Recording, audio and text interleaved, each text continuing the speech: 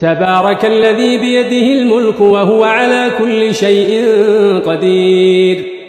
الذي خلق الموت والحياة ليبلوكم أيكم أحسن عملا وهو العزيز الغفور، الذي خلق 7 سماوات طباقا ما ترى في خلق الرحمن من تفاوت فارجع البصر هل ترى من فطور ثم ارجع البصر كرتين ينقلب إليك البصر خاسئا وهو حسير، ولقد زينا السماء الدنيا بمصابيح وجعلناها رجوما للشياطين وأعتدنا لهم عذاب السعير، وللذين كفروا بربهم عذاب جهنم وبئس المصير، إذا ألقوا فيها سمعوا لها شهيقا وهي تفور تكاد تميز من الغيظ، كلما ألقي فيها فوج سألهم خزنتها ألم يأتكم نذير قالوا بلى قد جاءنا نذير فكذبنا وقلنا ما نزل الله من شيء إن أنتم إلا في ضلال كبير، وقالوا لو كنا نسمع أو نعقل ما كنا في أصحاب السعير، فاعترفوا بذنبهم فسحقا لأصحاب السعير، إن الذين يخشون ربهم بالغيب لهم مغفرة وأجر كبير، وأسروا قولكم أو اجهروا به إنه عليم بذات الصدور، ألا يعلم من خلق وهو اللطيف الخبير،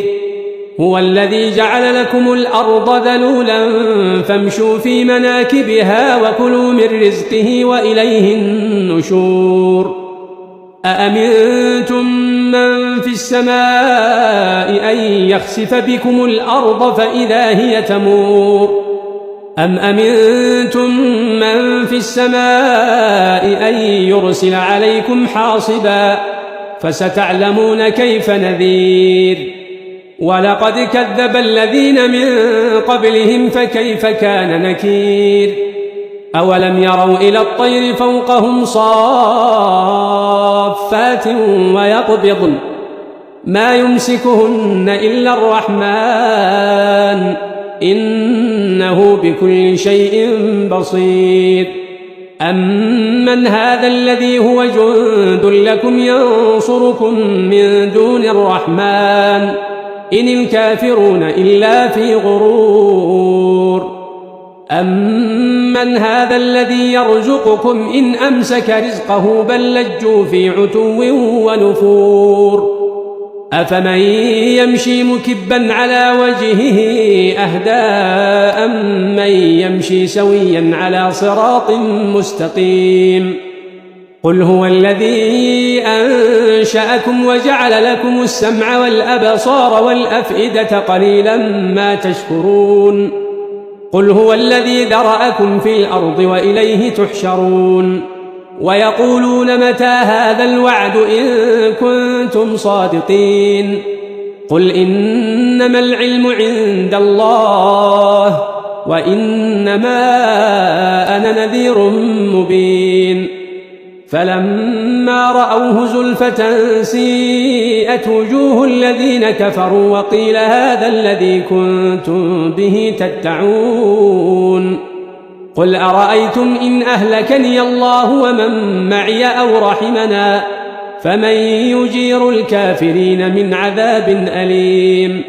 قل هو الرحمن آمنا به وعليه توكلنا فستعلمون من هو في ضلال